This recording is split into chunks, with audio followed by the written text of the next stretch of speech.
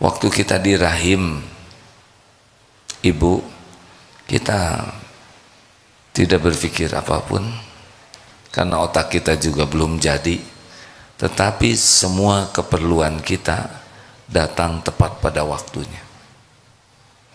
Kapan jadi kuku, kapan jadi tulang, kapan jadi jantung, kapan jadi kornea mata, kapan jadi neuron, semua selama 9 bulan saat demi saat berdatangan karunia Allah yang presisi, waktunya, tempatnya. Jadi tidak ada yang perlu diragukan sama sekali. Yang harus selalu kita pertanyakan adalah kesungguhan kita. Apa kesungguhan kita mengabdi kepada Allah? Ini yang harus selalu kita tanyakan. Saya cari apa di dunia ini?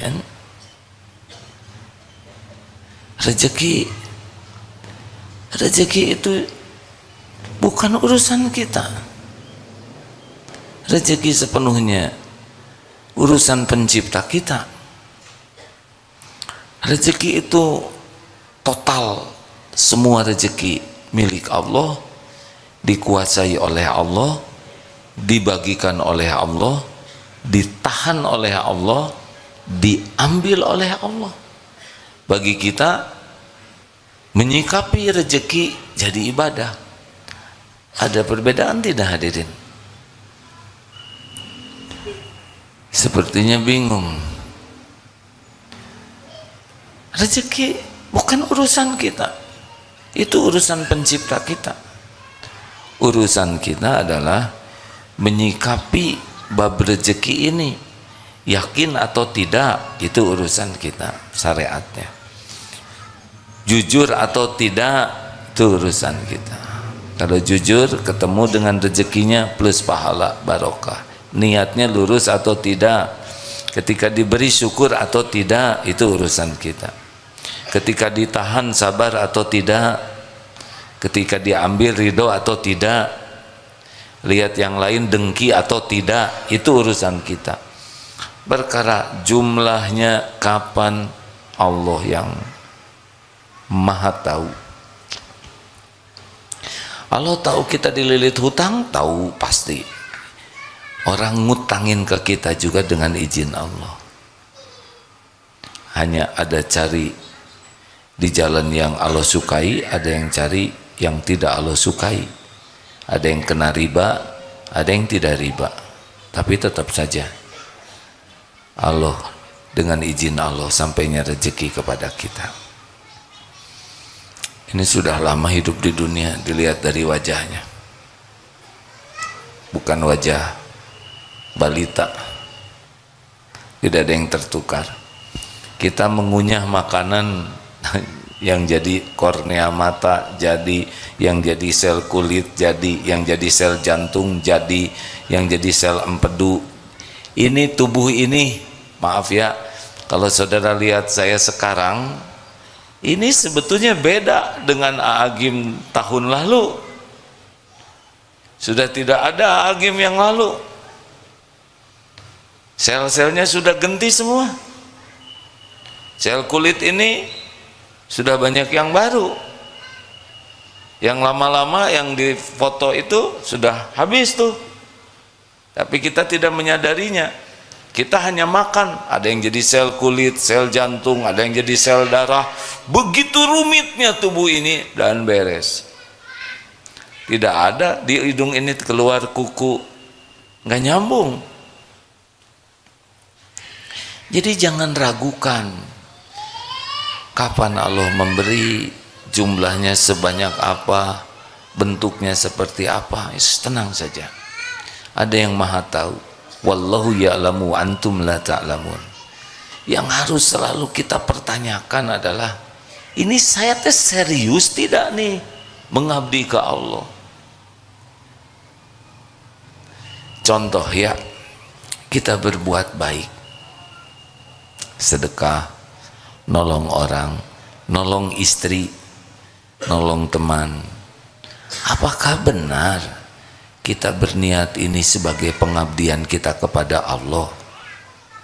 Kalau kita masih menunggu-nunggu, mengharap-harap ucapan terima kasih, mengharap-harap diakui kita sudah berbuat baik, mengharap dipuji, mengharap dibalas budi, ini masalah kita. Ini masalah, hadirin. Bukan perkara remeh itu. Makanya hati jadi tidak enak, galau, kecewa, sakit hati. Rasa-rasa yang tidak baik ini semuanya diundang oleh dosa. Dosanya apa? Salah niat. Jadi jangan anggap remeh sakit hati, kecewa, galau, kesel, jengkel, sedih, cemas. Semua yang enggak enak itu Allah tanamkan di hati kita sebagai peringatan. Kalau kita ingin diakui, dihargai, kita nunggu-nunggu orang berterima kasih, nunggu-nunggu orang tahu ini perbuatan baik kita, jasa kita. Kita nunggu orang menyebut-nyebut kebaikan kita dan membalas budi. Udah selesai itu masalahnya tuh. Berarti kita memang tidak nyari keridhaan Allah terhadap siapapun. Lelaki, kita membanting-banting tulang. Kenapa membanting tulang? Karena tukang daging, ya.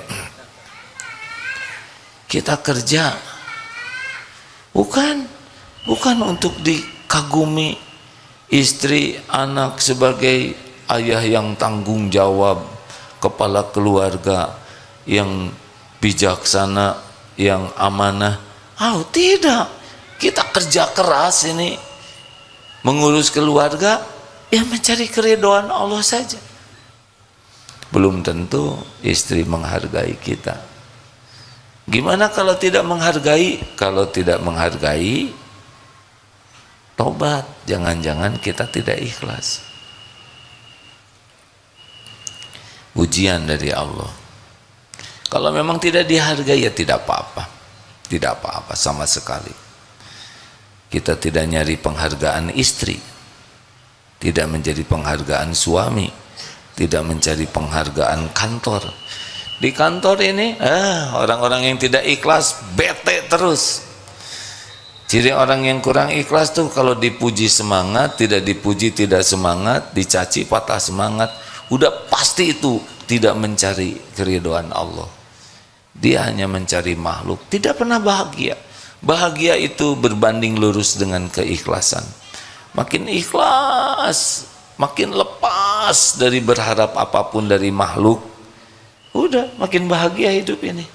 Anteng, enteng, menyenangkan, gak ribet, gak ada kecewa, sedih, jengkel. Itu mah dunia orang-orang ria yang berharap dari makhluk. Nah, kalau mau tanya, bukan tanya kenapa pertolongan Allah lambat. Salah. Kenapa hati saya enggak sungguh-sungguh kepada Allah? Itu yang ditanya. Kenapa hati saya masih berharap dari selain Allah? Tapi saya doa kok minta rezeki ke Allah, tapi kamu kelakuannya pengen dipuji atasan, ingin dipuji kawan, ingin dipuji tetangga. Semuanya bukan karena Allah. Nah, kita sering mempertanyakan pertolongan Allah. Kapan datangnya? Kapan utang saya dilunasin? Jangan itu dong. Kapan sholatnya khusyuk? Kapan jodoh datang? Gampang bagi Allah. Kapan saya benar-benar menuhankan Allah? Jadi harus selalu tanya ke diri itu. Dan Allah tahu pikiran kita, hati kita. Allah tahu. Wa huwa alimum bidati sudur. Apa yang sembunyikan di dalam dada ini. Jadi jangan suka mempertanyakan, kok Allah lambat menolong saya? Enggak mungkin lambat. Kalau lambat dikasih napas kita udah ngajongkeng dari kemarin. Kalau Allah lambat nolong kita, jantung kita tidak didetakkan aja oleh Allah udah ngusek, benar?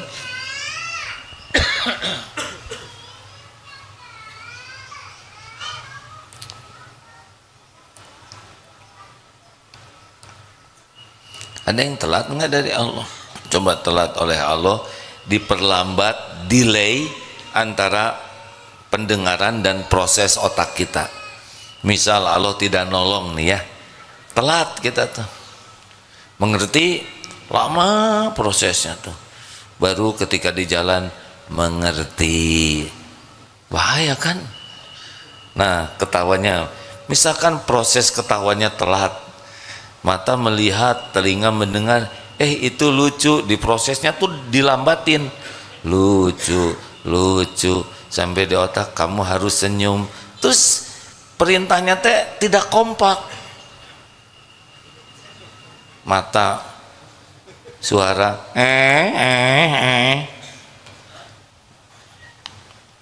lihat kita ketawa, presisi semuanya, benar? Sekali ngangguk-ngangguk gini kan begitu banyak rahmat Allah, pertolongan Allah. Otot kita diperintahkan naik turun, ini mata kedip, ngegaruk juga nggak salah, gatal di sini, kena di sini, tuh ngegaruk ya. Coba kalau salah alamat, karena kelek orang, apa yang terlambat? Apa yang terlambat? Kedip, kita nggak dibuat terlambat, coba terlambat. Tabrakan ini, betul? Nah, ngangguk ini coba terlambat ya enggak? Enggak ada yang terlambat. Kita harus meyakini ini hadirin, bahwa jaminan Allah itu tidak ada yang tertukar, tidak ada yang terlambat, tidak ada yang meleset, tidak ada yang bisa menghalangi. Jadi reg-reg hidup kita ini. Ada Allah yang maha dekat, yang maha tahu, yang memiliki segala-galanya, yang maha baik, yang memberi sebelum kita minta, yang tidak pernah meleset, tertukar, tidak bisa dihalangi. Wa yuridka bi khairin fala radda li fadli, tidak ada yang bisa menolaknya. Kalau sudah begitu, hidup ini tenang. Yang kita pikirkan, kenapa telat ini niat kita, kenapa kita sibuk sekali dengan ingin diketahui, dipuji, dihargai, diakui, dihormati oleh manusia. Siapa manusia? Hei, gak ada apa-apanya. Mau sedunia memuji kita, tidak ada apa-apanya, tidak ada apa-apanya sama sekali. Nothing. Sedunia memuji kita, gak ada apa-apanya. Pahala tuh yang ngasih Allah. Kita dipuji itu sebagai ujian, bukan karunia. Karunia itu kalau dipuji jadi dekat dengan Allah, itu karunia. Berapa banyak yang gara-gara dipuji jadi jauh dari Allah. Bu, Ibu, saya tidak boleh mengharapkan jawaban karena bikin jengkel. Tapi kalau nggak menjawab tuh cik atuh. Bu, Ibu kan sering mempertanyakan, duh ya Allah, kenapa doa saya nggak dikabul? Pertanyaannya sederhana, Ibu khusyuan mana? Sholat atau dandan? Itu aja. Kalau lebih khusyuk dandan daripada sholat, berarti lebih khusyuk mencari penilaian makhluk. Bukan tidak boleh tampil rapi, tapi kenapa untuk dilihat orang begitu all out, pakai foundation itu fondasi, sesudah itu apa, batako, pakai dempul, dicat, nyari apa? Nyari apa? Benar kan nyari keridhaan Allah? Belum lagi bulu mata palsu. Saya nggak mau ikut campur ya, tapi saya cuma membayangkan betapa lelahnya pelupuk mata diberi beban, kan seperti barbel mungkin ya nggak? Benar nggak sih? Nggak tahu. Nggak tahu, udah lelaki mah nggak ada urusan sama bulu mata palsu.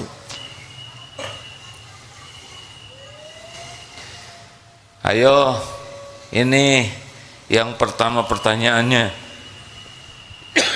Nyari apa? Nyari apa dari semua aktivitas hidup ini?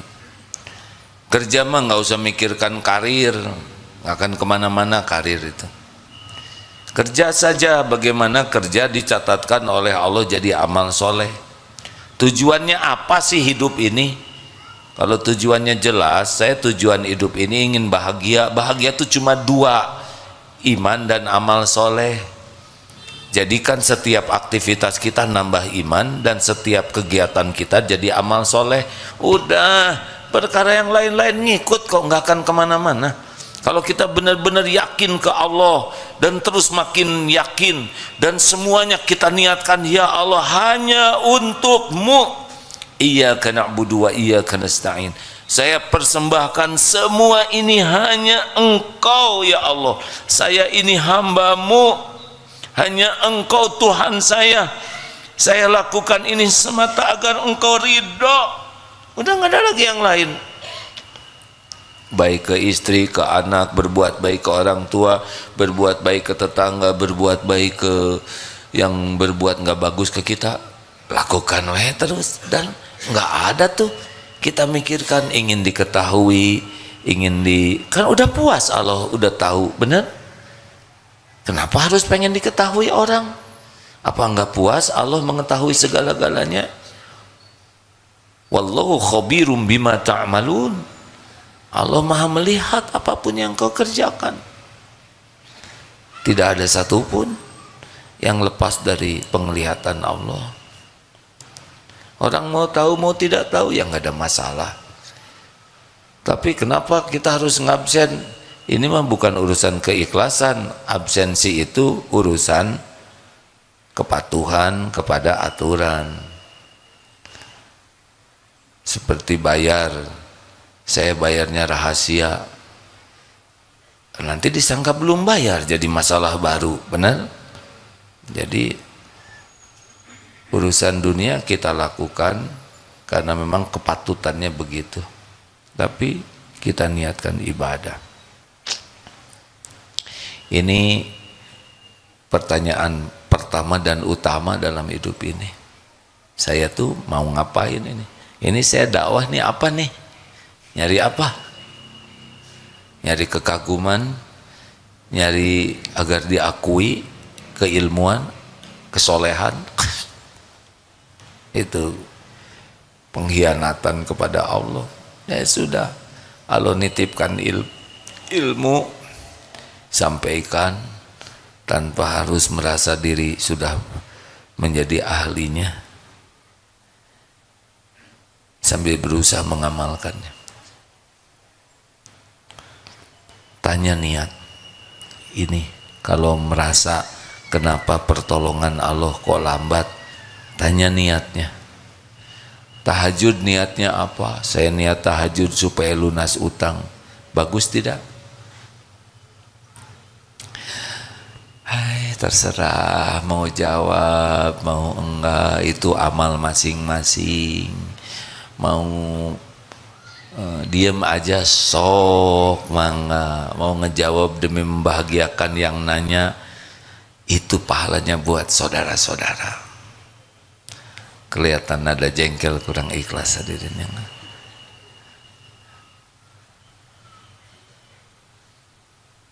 harus selalu tanya, tahajud untuk apa? Tahajud itu untuk ngabdi ke Allah. Nanti bagian dari tahajud doa minta jodoh, doa lunas hutang, doa solusi, itu bagian dari doa, ibadah tambahan, bukan tujuan tahajud. Masa tujuan tahajud lunas utang? Nanti kalau utang dilunasin, lunas juga tahajudnya, ya kan?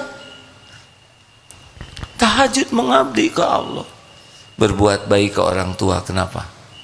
Habis orang tua berjasa, orang tua sayang, orang tua dengar ya, kita berbuat baik ke orang tua karena ibadah. Allah yang memerintahkan. Tidak semua orang tua berbuat sama kepada anaknya, benar? Tidak semua orang tua juga akan menghargai kebaikan anaknya. Gimana saya sudah memberikan gaji saya ke orang tua, misalnya, cuman segini, ya nggak apa-apa. Iya bu, segitu ya. Terus saya lakukan yang terbaik. Menanti ucapan terima kasih menodai keikhlasan. Menanti loh ya.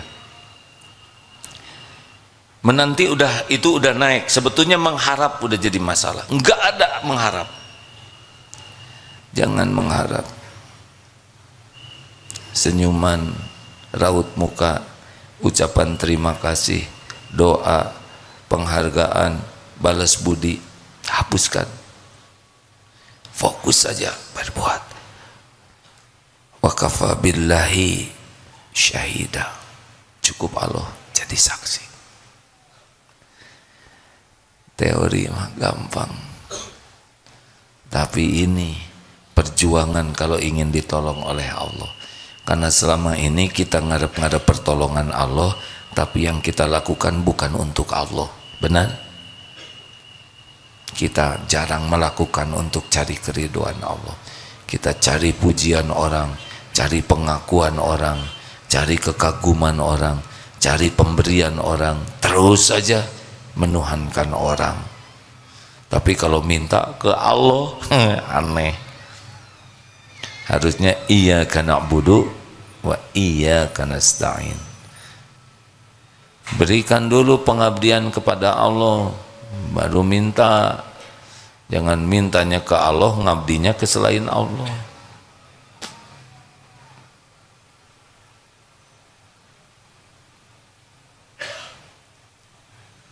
Cirinya apa? Kalau makin ikhlas, anteng, enteng, ringan, enggak ribet hatinya, enggak banyak luka, enggak kecewa, enggak sakit hati. Udah dilihat Allah semuanya. Makin tidak nyaman, pasti teguran dari Allah. Niatnya salah. Nah inilah rekan-rekan, kalau punya banyak doa, punya banyak keinginan, kenapa kok Allah belum mengabulkan? Mungkin jawaban ini bisa membantu. Mengapa mintanya ke Allah tapi berharapnya dari amal justru untuk selain Allah? Jelas? Ini di kantor kalau musim mutasi stres, berarti dia emang sibuk bersandar ke jabatan, gaji, bersandar kepada status sosial. Dalam segala hal mulailah kita jangan ngarap-ngarap dari makhluk. Lakukan aja yang terbaik supaya Allah suka, Allah ridho, selesai. Kita jual beli, mau baik ke pembeli, baik aja. Mau beli atau tidak, malah sudahlah, urusan Allah yang membagikan rezeki. Tapi saya malah ditipu. Gimana kalau ditipu? Takdir bukan? Takdir. Dalilnya apa? Ma asabaka min hasanatin faminallah, wa ma asabaka min sayyiatin famin nafsik. An-Nisa 79. Kebaikan apapun, pokoknya kebaikan apapun jenisnya, pasti dari Allah, pasti. Tapi semua keburukan yang menimpa dari diri sendiri. Jadi ketipu, siapa yang mengundang ketipu? Sariawan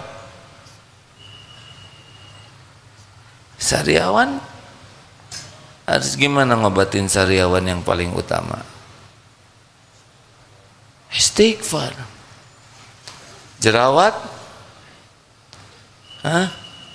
Nggak usah lihat jerawat temen lah. Kamu banyak dosa nih, banyak jerawat. Tunggu dulu hadirin. Nggak boleh coupling ini menilai orang lain. Kalau diri kena apapun, sakit, sedih, gelisah, ketipu, ketendang, terpeleset, kejedot, dihina, dimaki-maki, semua itu pasti diundang oleh dosa. Jadi kalau kita kecopetan, fokusnya apa? Fokusnya cari dompetnya ya. Fokus terpentingnya adalah bukan mikirin copet kurang ajar, karena udah pasti ya. Kalau copet bijaksana, dia ngasih uang bukan nyopet ya. Kenapa saya ditakdirkan copet? Dari segini banyak, kenapa saya yang harus kehilangan? Pasti ada dosa saya. Mungkin uangnya dipakai sia-sia, pelit, udah beberapa kali kotak infak lewat, terus pura-pura itu dilama-lamain, keburu lewat. Padahal Allah tahu emang sengaja ada dipelanin dan nggak mau sedekah. Atau nanti ajalah di tangga sedekahnya. Pas sampai di tangga kedorong-dorong, udah bukan salah saya, ada kedorong, jadi nggak sedekah. Pas sampai ke sana teh dompet mana, habis. Mudah, walaupun tidak ada yang tahu, tapi Allah tahu pikiran kita, tahu hati kita, tahu strategi bohong kita. Allah tahu. Mungkin kita belanja jajan dukuh, sekarang musim dukuh nih, nyobain yang bagus-bagus, yang gede-gede kan disimpan di atas tuh, nyobain ya, habis 8, beli seons. Emang Allah tidak lihat itu? Beli sih beli, tapi kelicikan ini pasti akan berbalik ke kita. Tidak ada satupun, sepatah kata pun yang tidak kembali ke kita. Kayak nyepak sendal itu ya, waktu turun ada sendal yang ngalangin, sepak keluntung-keluntung, nggak ada yang tahu. Allah tahu tidak? Dia belum nyobain di sepak kuda ya. Pas dari sendal ujuk-ujuk kuda, ya terserah ya. Sampai di mana kepuasan saudara nyelakain orang? Lagi duduk kentut, dia nggak ngaku. Di depan ada orang tua lagi gini.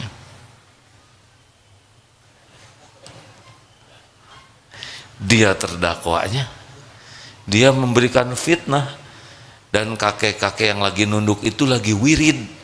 Aduh, ngejedak pisan ya kan. Allah tahu nih, yang ini menyebar fitnah, si kakek lagi wirid. Bisa ngajengkang kababayan itu hadirnya, tiba-tiba mules ya nggak? Gak kekejar toilet tuh bisa, itu semua perut milik Allah, benar? Ini serius hadirin, ini serius sekali. Tidak ada satupun perbuatan buruk dan baik yang tidak kembali ke pembuatnya. Dalilnya jelas, in ahsantum ahsantum li anfusikum wa in asatum falah. Maka hati-hati, hati-hati, hati-hati. Hati-hati merugikan orang lain, kata-kata, sikap, apapun, hati-hati, hati-hati, balik ke kita. Dan akumulasi udah numpuk nih.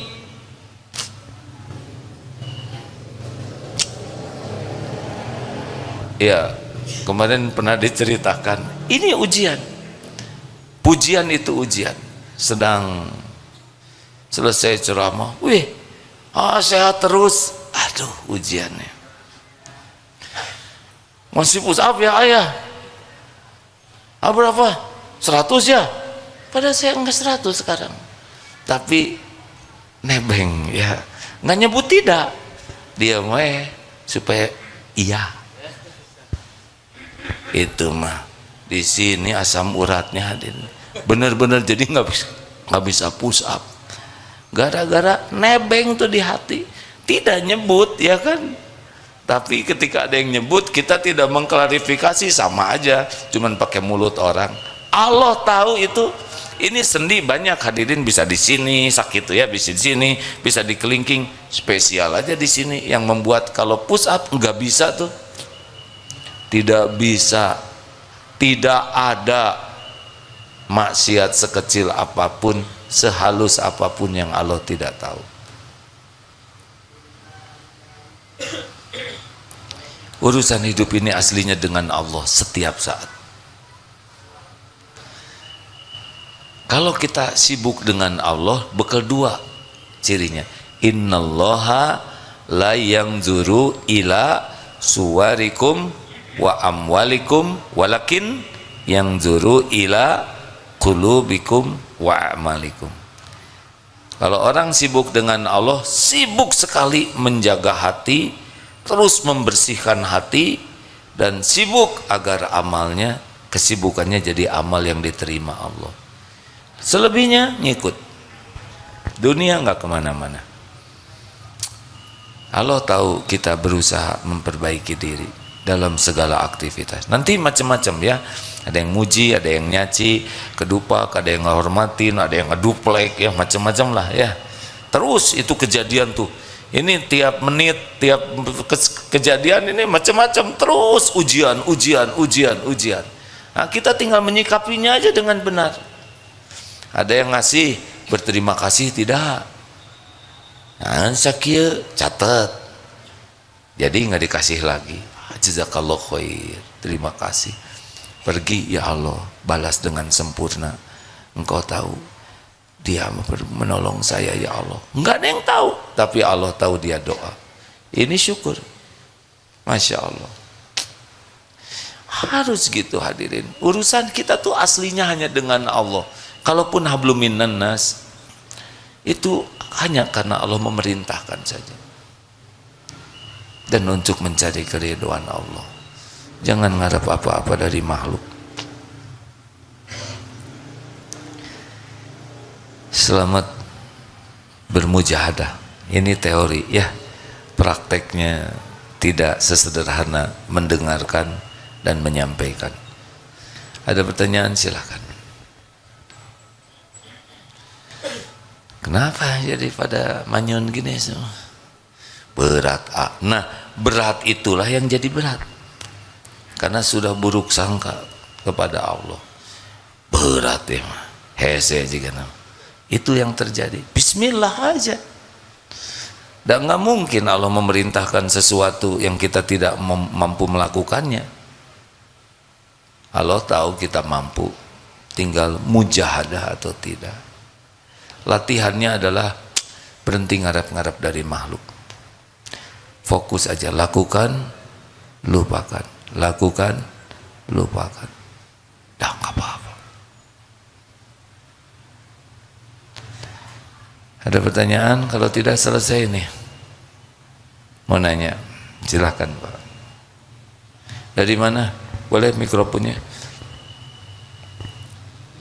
Bantu disampaikan dek, kabelnya tidak cukup sepertinya. Cukup kan? Ayah, sudah ada cadangan. Terima kasih. Bismillahirrahmanirrahim. Terima kasih banyak, Saya Syihab dari Makassar. Saya memang datang ke DT ini untuk bertemu. Tenang aja, bismillah ya. Ya, bismillah. Menarik sekali pengajian Al-Hikam ini. Pertanyaannya sederhana, misal saya pribadi itu sering menilai seseorang dari caranya berterima kasih.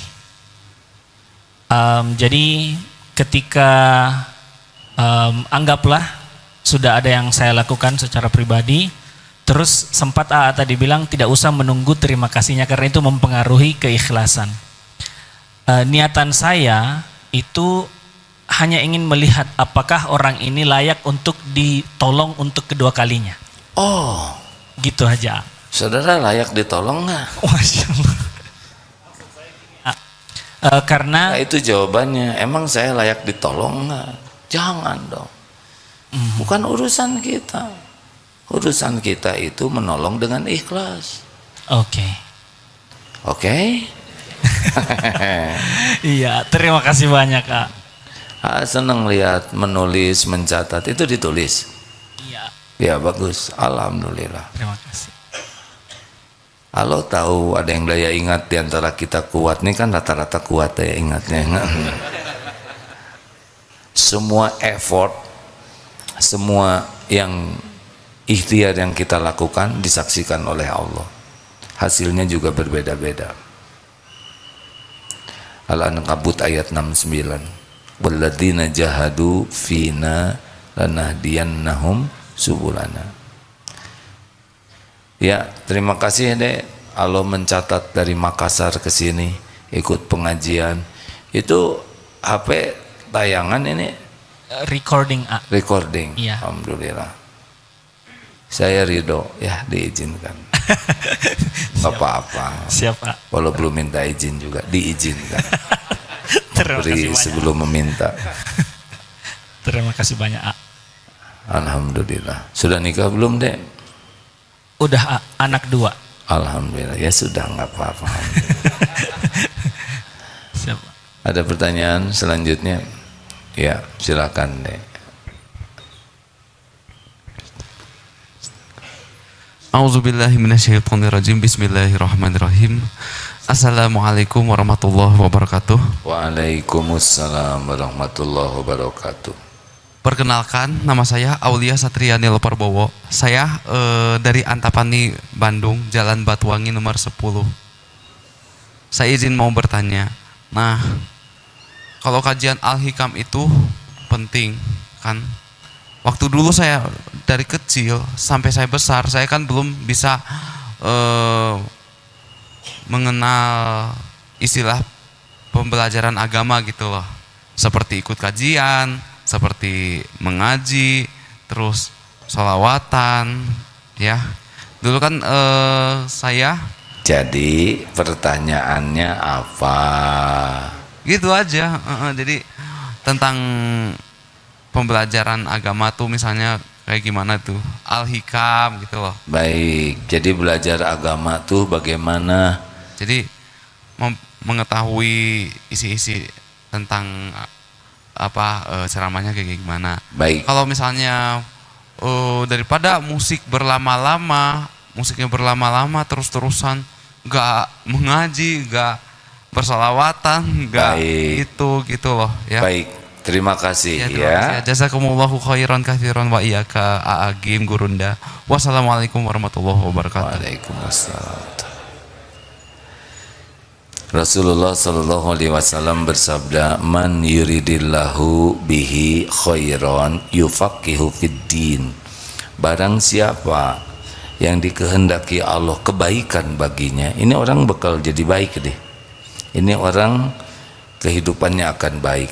Apa yang Allah beri? Yang Allah beri adalah paham agama. Jadi kalau anak dikasih gelar, pangkat, penampilan cakep, badannya bagus, pinter, IQ-nya tinggi, kemudian berprestasi dalam berbagai bidang, tapi tidak punya kepedulian kepada agama, ini masih jauh. Nah, kita sering menilai prestasi seseorang itu dari casing. Makanya kalau ini orang kira-kira bakal baik tidak? Ulama tuh memberikan 3 ciri ya. Ini akhwat kalau mau nyari jodoh, wah, ini langsung ngangguk. Ibu nggak usah ikut ngangguk. Nih 3 cirinya. 1, dia semangat tidak belajar agamanya. Tapi belajarnya itu bukan untuk gelar, bukan untuk status, bukan untuk diakui banyaknya ilmu. Tidak, dia belajar karena ingin dekat dengan Allah, ingin kenal kepada Allah, ingin bisa mengabdi ke Allah. Karena akhlak itu datangnya dari iman, iman datangnya dari ilmu. Ini rumusnya. Jadi kalau kenapa itu akhlaknya kok jelek, berarti imannya masih lemah. Karena iman makin kuat, akhlak langsung naik sendiri. Nah, orang yang senang belajar agama dengan benar, itu cirinya imannya meningkat, buahnya pribadinya makin baik. Berarti benar tuh belajar agamanya.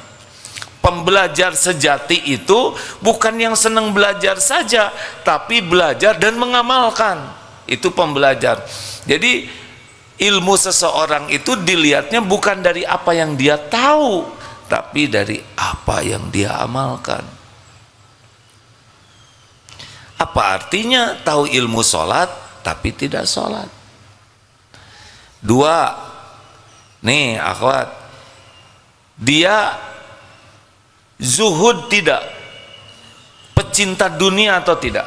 Kalau orang itu pecinta dunia, susah, dia bakal bertengkar terus, berkeribet hidupnya. Cinta dunia itu apa? Kagum kepada duniawi ini, mengagung-agungkan mobil, rumah, harta, gelar. Bukan tidak boleh punya, nggak ada masalah. Nabi Sulaiman juga sangat kaya, ya, punya kerajaan, sahabat Nabi banyak kaya, tapi tidak mengagung-agungkan duniawi dan tidak lengket di hatinya. Ini kuncinya. Kalau dunia udah mengagung-agungkan, kalau ada orang berpangkat, orang yang berharta, sepertinya gimana ketemu artis populer, gimana. Tapi nggak pernah peduli kepada ketakwaan, padahal yang mulia tuh yang takwa. Ini bermasalah nantinya. Dia akan sibuk mengabdi kepada dunia nanti, dan itu tidak bisa bahagia. Karena hubbud dunya ra'su kulli khati'ah. Cinta dunia itu sumbernya dari berbagai kesalahan-kesalahan. Jadi nanti kalau orang ini, dia mungkin takdirnya kaya, mungkin takdirnya gelarnya panjang, mungkin takdirnya jabatannya tinggi, tapi biasa weh, nggak merasa mulia dengan casing. Dan tidak berat, mau pensiun ya nggak apa-apa, enteng lah dunia ini, ya. Yang ketiga adalah fokus kepada memperbaiki diri, tidak ribet dengan kesalahan orang. Kita harus amar ma'ruf nahi mungkar, tapi fokusnya adalah PDLT. Anak belum baik, kesalahan saya nih, saya belum jadi contoh, saya belum sungguh-sungguh doa. Istri bersikap kurang baik, pasti ada kesalahan saya kurang ikhlas di dalam menyapa, saya kurang sungguh-sungguh. Di kantor ditegur, pasti kesalahan saya ditegur atasan, tadi saya negur karyawan, astagfirullah.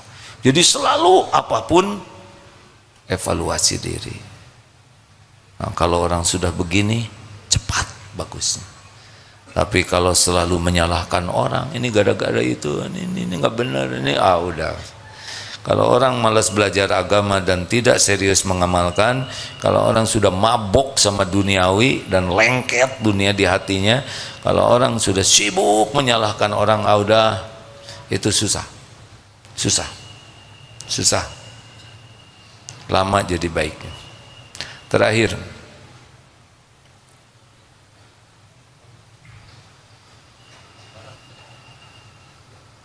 ini nanya ke sini, Bapak yang jawab, beres. Tiga-tiganya kebagian. Terserah yang mana aja.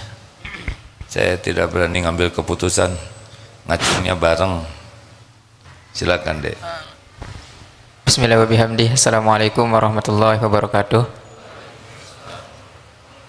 Perkenalkan, nama saya Taufik. Saya dari Lombok, NTB. Yang ingin saya tanyakan, yang pertama, perbedaan antara riya sama syiar. Karena kan kalau secara bahasa riya itu kan ingin dilihat. Otomatis ketika kemudian kita, contoh sederhananya kayak YouTuber misalnya kan pasti ingin dilihat. Karena subscriber, like kan pasti ingin dilihat. Apa perbedaannya? Kemudian yang kedua, terkait masalah korelasi kayak warotil Quran tartila kan. Satu-satu aja udah berat. Makasih ya, Dek. Ini Ramadan, jangan Terima kasih. mempersulit orang lain.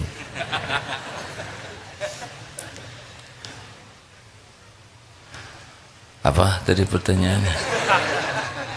Antara ria dan syiar. Bahkan menampakkan nikmat itu bagian dari syukur loh.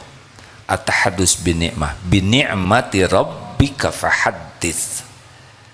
Jadi menampakkan nikmat ini boleh. Bedanya apa? Goalnya. Kalau ria, goalnya adalah saya. Ingin diketahui, ini loh saya. Saya bisa loh. Ini prestasi saya. Ini harta saya. Ini kepintaran saya. Ini ide saya. Saya. Kalau syukur, Allah. Ini dari Allah. Ini milik Allah. Ini amanah Allah. Ini ujian dari Allah. Gitu. Wah, rumahnya bagus. Alhamdulillah, Allah yang memiliki segala-galanya. Titipan Allah. Tapi jangan acting, oh semuanya milik Allah. Itu juga nama sama. Nebeng beken. Saya sih orang fakir, tidak punya apa-apa. Diijabah tuh hadirin. Udah itu teh ketipu, bangkrut aja. Nggak usah acting ya. Karena ada yang nyebut diri merendah untuk mengangkat diri. Saya sih orang bodoh, pas saat mustajab jadi blon aja.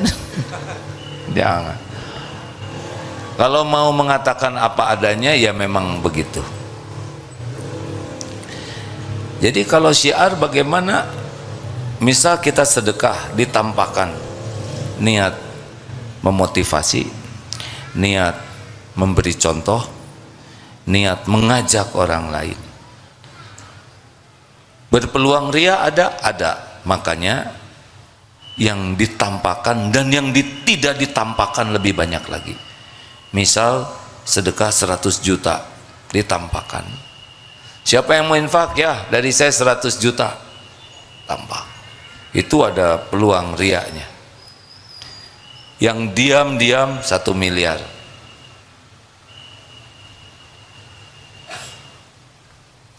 Saya dua-duanya enggak kayaknya.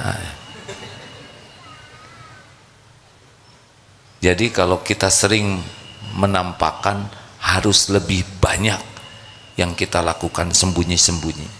Ini rada terancam nih. Bisa ada riaknya, ada ikhlasnya. Nah yang ikhlasnya kita kejar. Gitu. Dek. Bantu punten. Assalamualaikum warahmatullahi wabarakatuh. Perkenalkan, nama saya Muhammad Irsan dari Sukabumi. Izin bertanya AA, bagaimana tips ataupun caranya supaya kita lebih ringan dalam mengamalkan ilmu-ilmu yang sudah kita pelajari ataupun yang sudah kita dapatkan. Terima Baik. kasih. Ada yang bertanya sahabat Ansor kepada Rasulullah SAW. Saya sudah dapat ilmu syariat Islam banyak, kurang lebih seperti itulah ya. Beri saya amalan yang bisa saya pegang teguh. Maksudnya dengan amalan ini mendorong amalan-amalan lain bisa dilakukan. Tahu jawaban Rasulullah seperti apa? La yazalu lisanuka rotban min dzikrillah. Hendaklah basahi lisan ini dengan selalu menyebut nama Allah. Dah.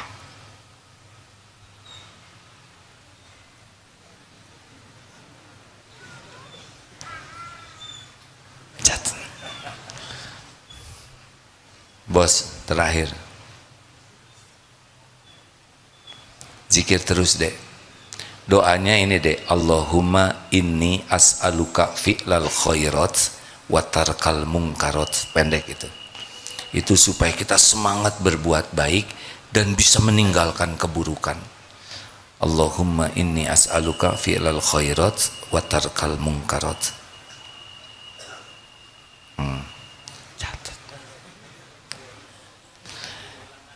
Nggak bisa.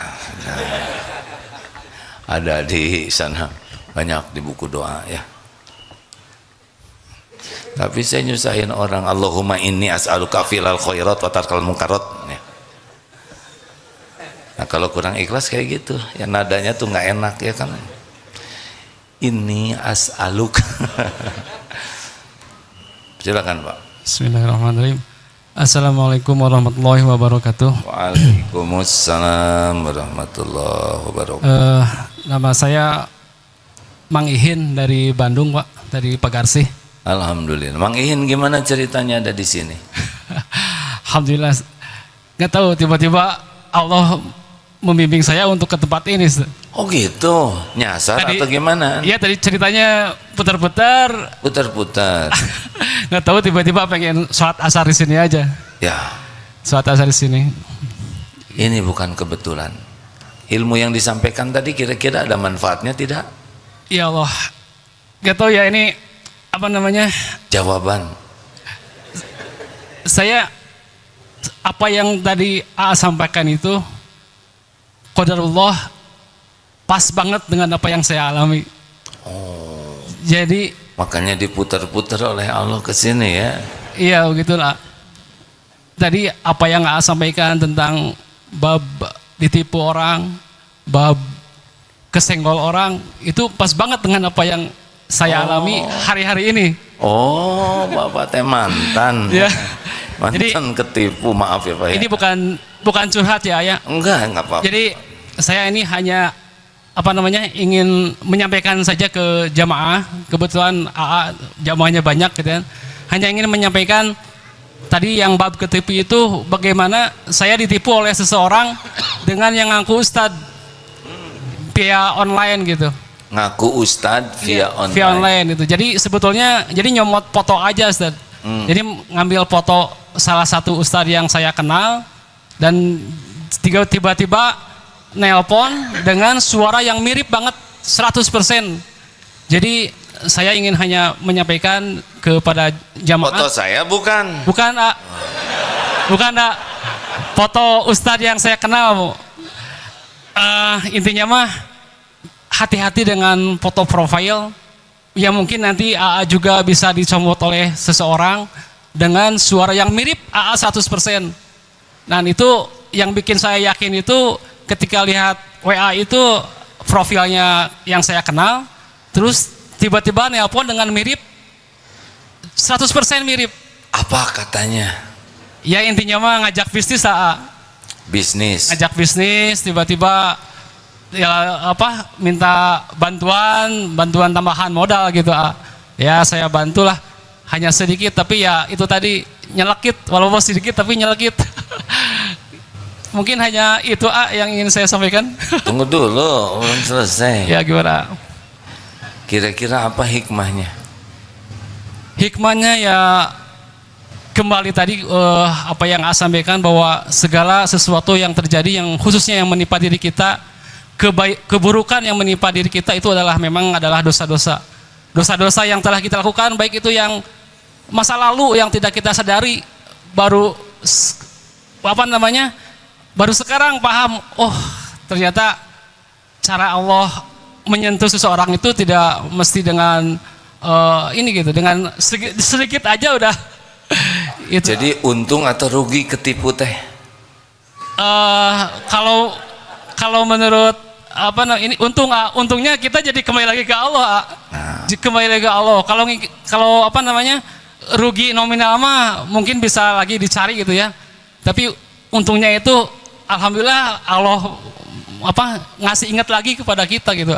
Apa datang ke sini kebetulan? Enggak, betul enggak.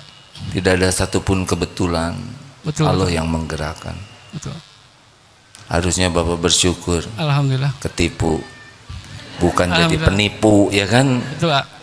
Kalau kita ketipu kita bersyukur, bukan kita yang kepilih jadi penipunya. Betul. Tobat, Alhamdulillah, hatur nuhun pisan tobat. jangannya. Udah nggak usah mikirin dia, ya nggak? Karena dipikir juga nggak tahu kan dianya siapa, ya kan? Betul, Pak. Nah, uangnya juga milik Allah, tobat aja. Iya, siap. Hatur nuhun, Pak. Iman bisa mengubah dari asalnya korban orang lain bisa menjadi sesuatu yang bersyukur. Betul tidak? Inilah hebatnya iman. Makanya kalau sebuah perusahaan Ini saya dengar dari Pak Ruli kemarin. Sebuah perusahaan apapun tapi menggunakan nilai-nilai religi, nilai-nilai ruhiyah, 3 yang akan terjadi. Ini hasil penelitian. 1, akhlaknya menjadi lebih baik, etikanya lebih bagus. Kalau sebuah lembaga pakai nilai-nilai standar kebenaran, apalagi pakai tauhid. Yang kedua, akan lebih bahagia karena dia akan lebih ikhlas di dalam berbuatnya. Dan yang ketiga, akan lebih tough, lebih kuat menghadapi berbagai cobaan. Tuh buktinya barusan ditipu juga malah bersyukur, ya kan? Ini sekedar gurau, jangan ditiru ya. Duh, sampaikan jangan nih. Nah, saudara yang nanggung ya. Si Kabayan beli motor, Pak, menderita mana Bapak dengan ini Pak? Si Kabayan beli motor, itu sia-sia. Tapi ada hikmahnya. Ada, nggak kuat pengen ngomong. Iteng manggil istrinya, nih saya beli motor, wen. Iteng lagi nyiapin buka. Enggak, saya lagi di dapur. Akhirnya turun dari motor ke dapur, pegang tangan istrinya, lihat dong motor baru saya. Pas dilihat, motor tidak ada. Itu si Kabayan bahagianya luar biasa. Gusti nuhun, gitulah. Kenapa dia berbahagia? Kata istrinya, kenapa bahagia sekali motor hilang? Untung saya sudah turun. Itu. Ini luar biasa cerdasnya. Karena dia membayangkan kalau dia masih di motor hilang sama dia, ya kan? Nah, pertanyaannya ini yang liar siapa? Si Kabayan, saudara atau saya? Astagfirullah, astagfirullah. Dahlah, hiburan ya Allah, ampun ya Rob. Saya tuh punya bakat ngebodor hadirin, jadi ditahan sekali untuk tidak ngebodor tuh ya. Bakat alami. Dulu gampang keluarnya, sekarang harus penuh pertimbangan karena setiap perkataan pasti dicatat dan pasti ada balasannya. Astagfirullahaladzim.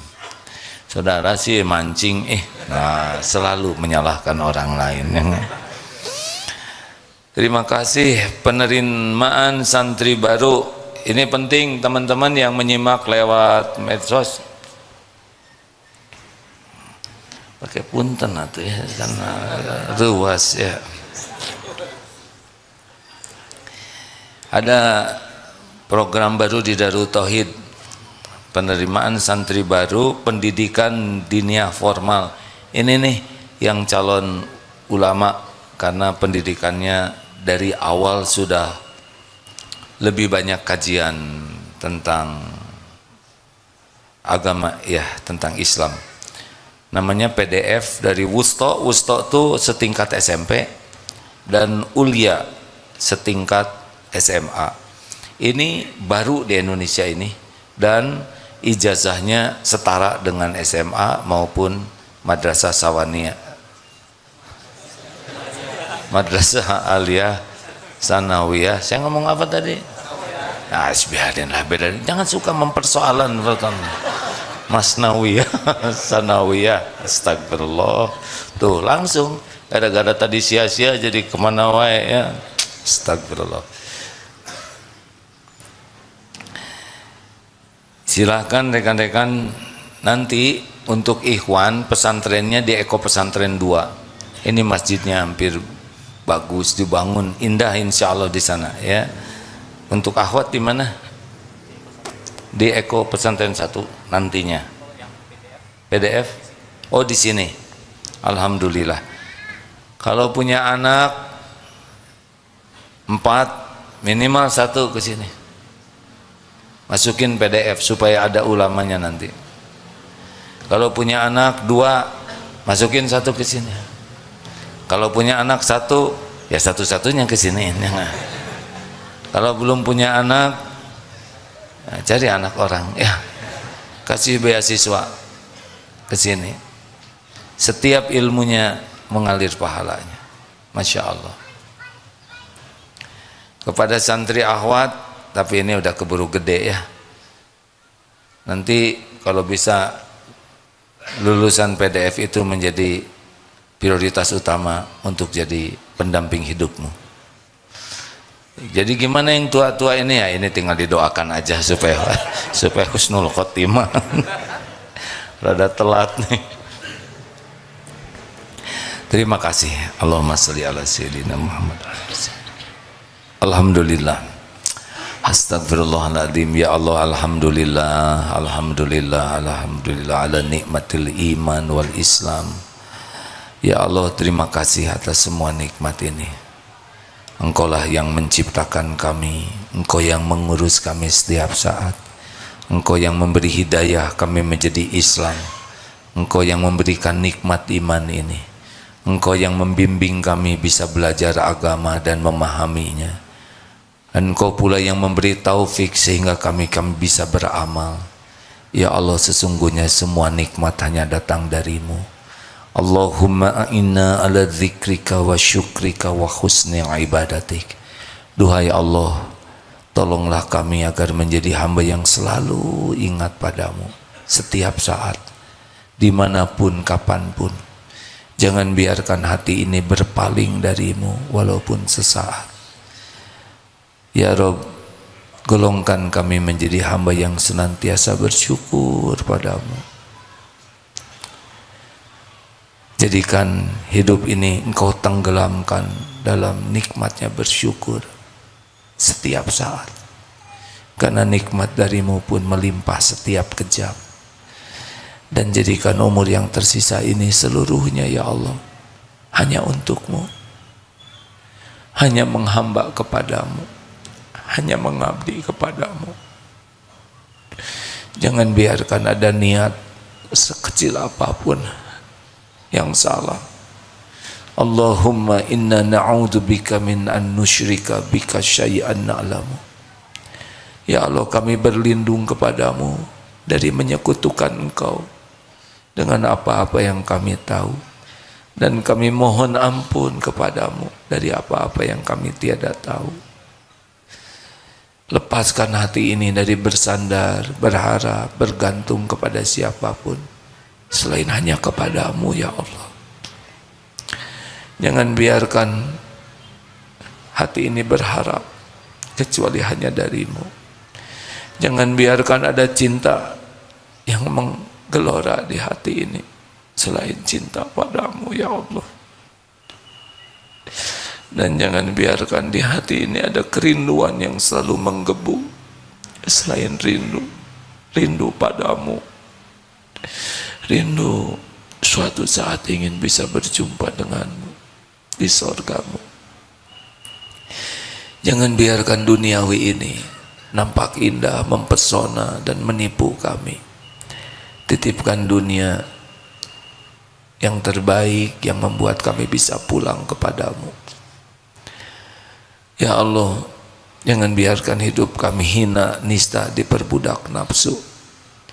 Karuniakan kepada kami nafsu yang Kau rahmati, yang mengajak kepada kebaikan. Allahumma ighfir lana wali walidina warhamhum kama rabbawna shighara. Ampuni seluruh dosa kami, seluruhnya ya Allah. Ampuni dosa ibu bapak kami. Ampuni dosa guru-guru kami.